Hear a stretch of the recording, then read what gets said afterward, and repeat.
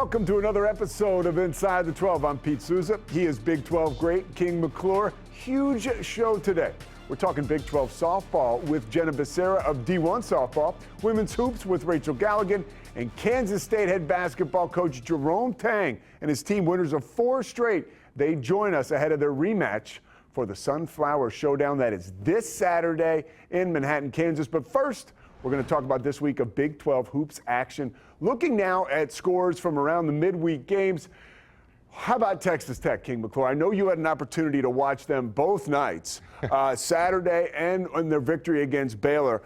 This seems like it just might be the Red Raiders' year. What are you noticing about Grant McCasland's team that's allowing them to separate from the rest of the conference? Well, first and foremost, Pete, this is the hottest team in all of college basketball. When you look at it, they're so dangerous because of their depth and the versatility of scoring. They have 3 guys that average over 15 points per game. Then you have guys like Christian Anderson, a freshman who can play, Elijah Hawkins, his ability not only to score but to be able to assist and pick up the basketball on the defensive side at the point of attack. This Red Raiders team is extremely dangerous. They're confident and they're hot.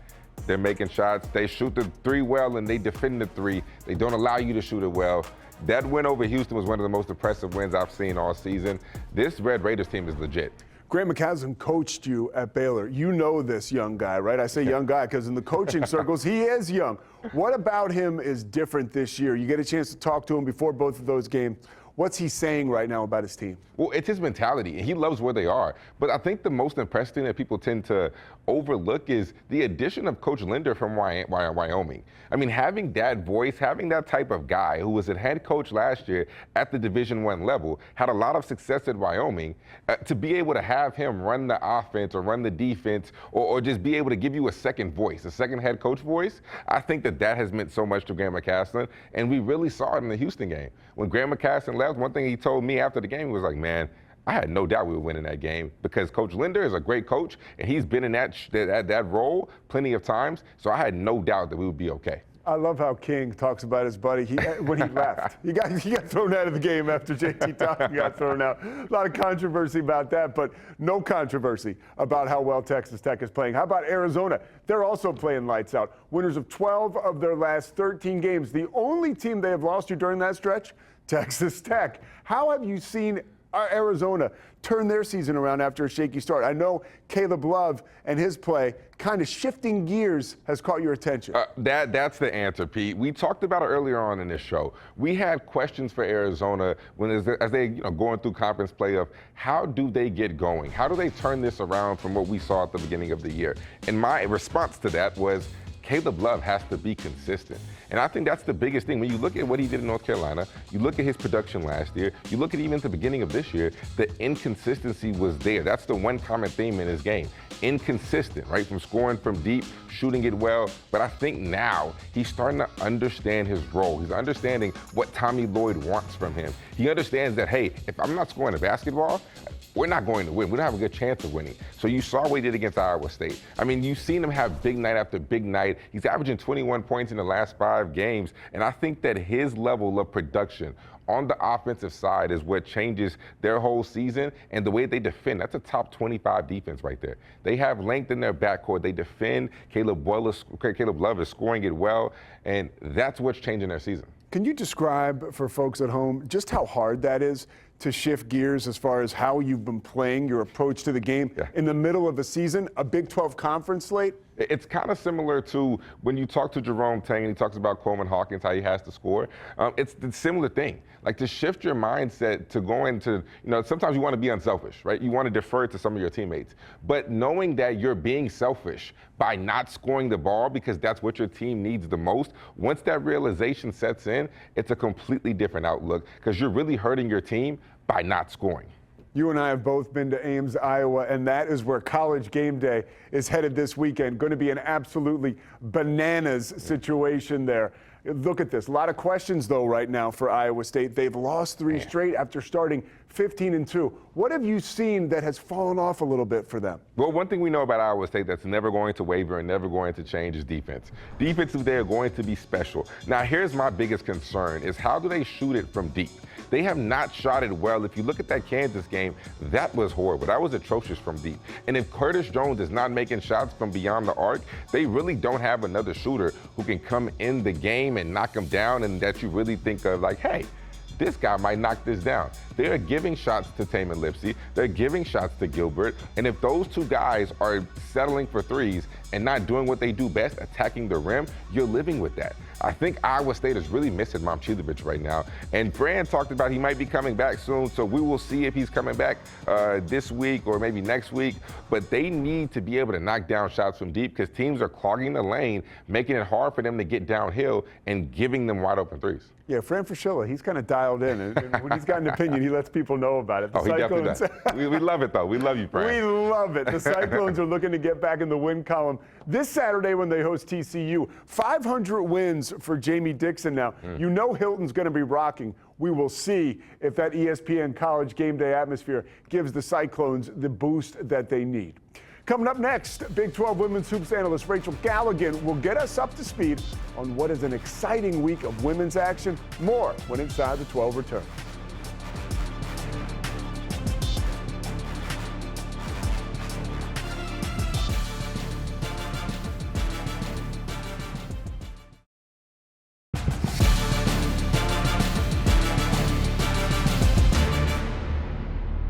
What a week of women's college basketball in the Big 12.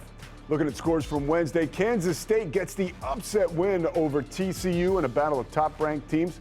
Number 18, West Virginia takes down Kansas 76-43, and both Utah and Baylor continue to roll. To break down all the big storylines of the week is Big 12 women's hoops analyst Rachel Galligan, back joining us again. What's up, Rachel? Hey, you guys. How you doing? Doing good. We're going to start in Manhattan. That clash we talked about, number 12 Kansas State getting the 59-50 win over TCU, and they did it without Ioka Lee again. Your thoughts on the game and how they were able to get it done? I have one thing to say, Serena Sundell. That was one of the most dominant performances we have seen out of anyone in the Big 12 this season. It was a statement from the senior guard with how she took over the second half of that game. She had a season high 27 points, 23 of those points coming after halftime. She single-handedly outscored TCU 15-11 in the third quarter. And Kansas State just did a great job of really taking advantage of mismatches and utilizing her versatility. You know, overall, there's a reason why Kansas State is one of the best defensive teams in the country. They set the tone early on, they controlled the pace of the game, and they kept TCU uncomfortable on the offensive end of the floor. You're right. That performance was extremely impressive. But you want to talk about two teams that are impressive, Utah and Baylor. They seem to have it going in the right direction. They both picked up big wins on Wednesday. What have you seen from each of these programs that has impressed you? Well, it was a night of season highs for Utah in a really good battle with Texas Tech. Jenna Johnson had 20 points. Kennedy McQueen had a season high 18 points. And Utah getting Kennedy McQueen back has been huge. They were without the fifth-year guard for 5 games in January. They went 2-5 during that stretch. They've now won 4 in a row. 3 of those since she has returned, and you still have Gianna Neepkins, who continues to be one of the most efficient scorers in the country, averaging 18.6 points per game, shooting 50% from the floor and 45% from the perimeter. And when it comes to Baylor, I just feel really good about this team right now. They've now won 3 in a row. They're coming off that 45-point win over Houston on Wednesday. They're still receiving votes for the top 25. You've just got so many weapons on this team with 6 players averaging double figures. Nikki Collin has just found ways to really utilize their depth effectively. They play with great pace and balance. They've done a really good job of playing from the inside out and working for high percentage shots. And they share the basketball well. They're 5th in the nation in assists at 19.8 per game. Yeah, Nikki Collin in her senior year playing at Marquette averaged about 7 assists a game. So you know she loves seeing the girls spread the wealth like that. Let's spread some love right now. Looking outside of the top conference contenders, which players have jumped off the screen for you recently? I think you got to talk about Caitlin Peterson. She dropped 28 and hit 5 threes against Houston last week to help UCF earn their first conference win. She's 2nd in the Big 12 in scoring, averaging 20.9 points per game. She's so fun to watch. You guys have got to check her out. And then I think it's important we take note of the incredible season that freshman Delaney Gibb is having for BYU. She's earned Big 12 Freshman of the Week honor 6 times so far this season. She leads the team in scoring at 17 points per game. As a freshman, she dropped 19 against UCF on Wednesday, making that 2 straight wins now for BYU. Delaney Gibb definitely puts pressure on opposing teams' defenses. But speaking of pressure, every single week the pressure gets steeper, closer to the Big 12 tournament. So before we let you go, give us a couple games that the Big 12 fans would not want to miss. Well, first and foremost, Kansas State at Oklahoma State on Saturday. This is a huge ranked test for both of these teams. Two of the top teams in the Big 12, in my opinion. I really want to see how Oklahoma State responds after taking a tough loss to West Virginia last weekend, and how does Kansas State continue to fare without Ayoka Lee. And then the other one, West Virginia at Baylor on Tuesday. I plan on being at that game. These two teams are playing their best basketball of this season. They have not yet played one another, and this is a key game, not just for Big 12 tournament positioning, but also NCAA tournament seeding. Rachel Galligan, thank you so much for dropping the knowledge and joining us once again here on Inside the 12. We appreciate it. Thank you guys so much. Have a good one. Time for a quick break, but when we come back, you can never count out Jerome Tang and the Kansas State Wildcats. After a slow start, they have won 4 straight and are pushing for March. They got Kansas coming up, and we got Coach Tang.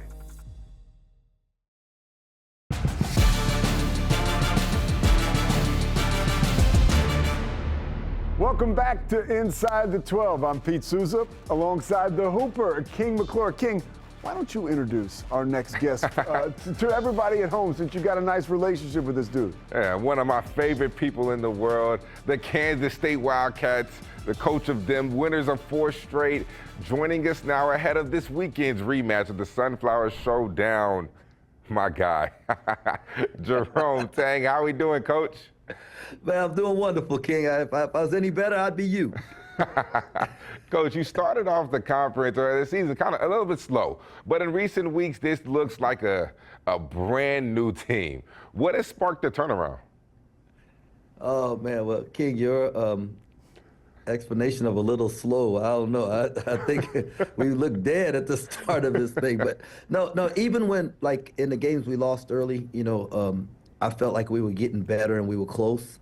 And the guys continued to work hard to practice and have great energy, and there was more buy-in taking place. And, it was just through those losses, we developed a level of humility that made us focus a little harder and care for each other a little bit more and depend on each other a little bit more.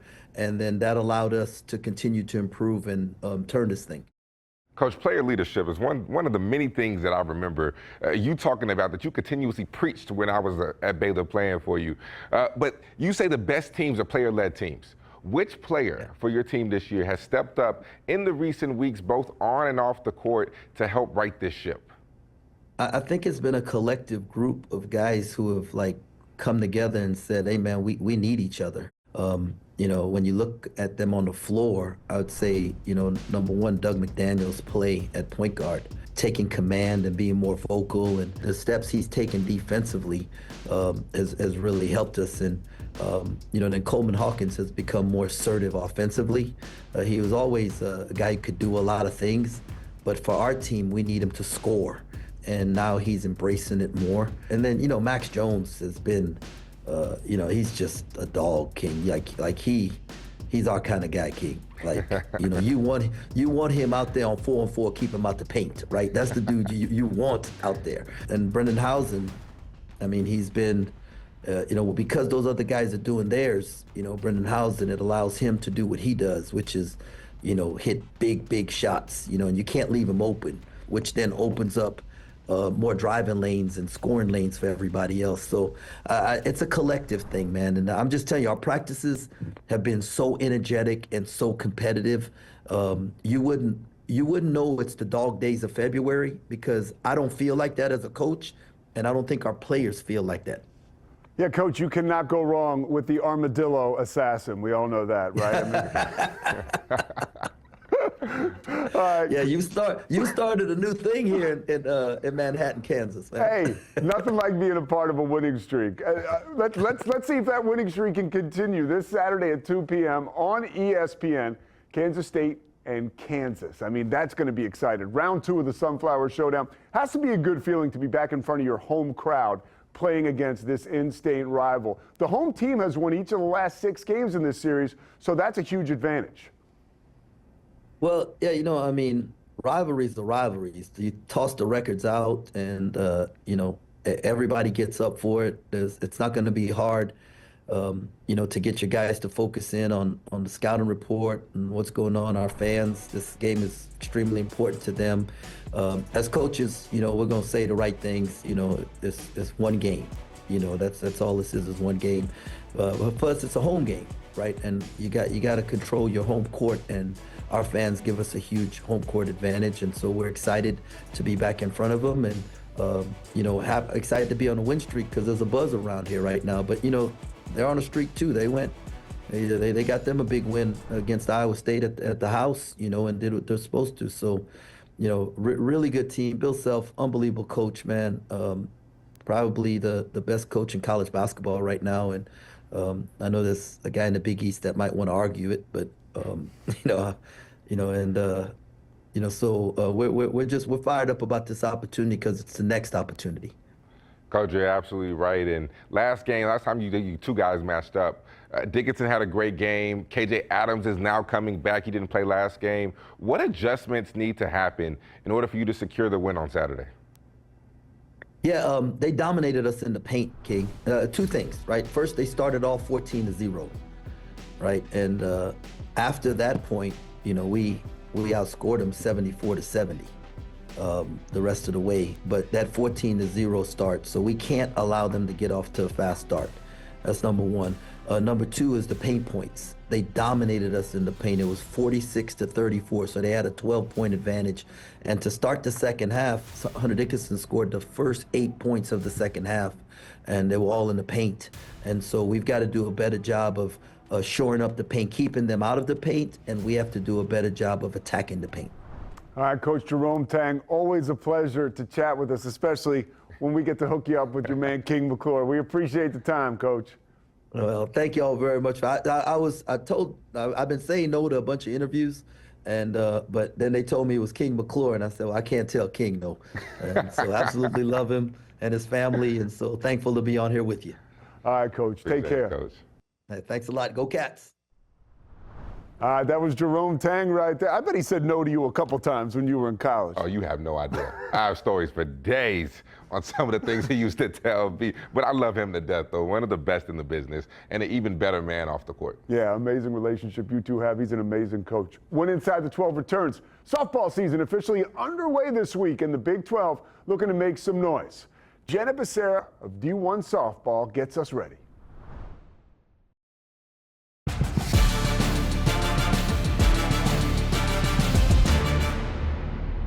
Inside the 12 rolls on. Not only one of the best basketball players in Big 12 history, one of the best T-ball players in Dallas City history, King McClure. At 5 years old, I was swinging that thing, Pete. Taking big cuts, and we're going to take some now, too. It is softball season, and now to share her insights on the 2025 Big 12 Conference slate is Jenna Becerra of D1 Softball. Jenna, thanks so much for joining us. Thank you for having me. And you know what? It all starts in T-ball, so I'm here for it. It sure does. And now we find ourselves talking about softball and high-powered softball. A lot of excitement here in Big 12 country as we head into the season. Some new teams joining this year. What should we be on the lookout for from Arizona, Arizona State, and Utah? Those are some power programs. They are. Definitely elevates the conference in a great way. Arizona is one of the best college softball programs in the country. Tied for the second most national titles with 8. Arizona State has 2 national titles of their own. And then Utah, just a couple of years ago, won the Pac-12 tournament, made their run to the Women's College World Series as well. So I think all 3 of those programs are going to bring a lot to the table in this new Big 12. Speaking of a program that brings a lot to the table, you can't talk Big 12 softball without talking Oklahoma State. 5 straight Women's College World Series appearances. Do the Cowgirls have what it takes to make it 6? If you ask head coach Kenny Gajewski, he'd say yes, and most people would agree with him. We have him ranked number 5 in the preseason poll for D1 softball nationally, and I think they have the pieces in place. They're great at bringing in high impact transfers, one of the biggest transfer classes we've seen, including Ruby Malin in the circle, who's an All-American coming from Washington. And, they just had one of their alums, Lexi Kilfoyle, taken #1 in the inaugural AUSL professional draft, too. So just a sign of how they develop their players, too. Yeah, with Lexi gone, they're very lucky there because at Oklahoma State, they don't really recruit, they just reload.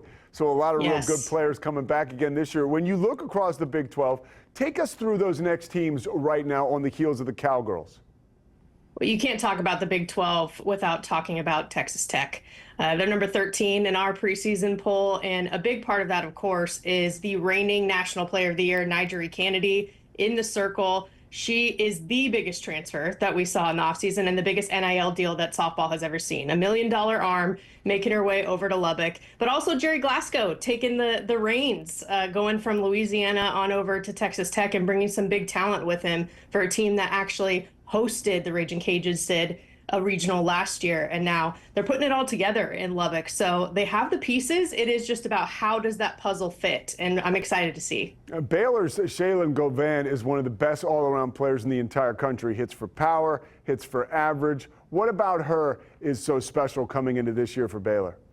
I think you just said it. Part of it is hits for power and average, right? Like a balanced type of offensive player. And this is a Baylor team that went to Super Regionals last year. But I think for them, they're returning Dariana Orm, who's going to be huge for them in the circle as well, and adding speed like Brooklyn Carter. They're balancing out their team. So with Govan being able to lead and then having that balance, it's going to be cute. And the Big 12 is definitely loaded with talent. Who are some players outside of those teams that are looking to make noise this season?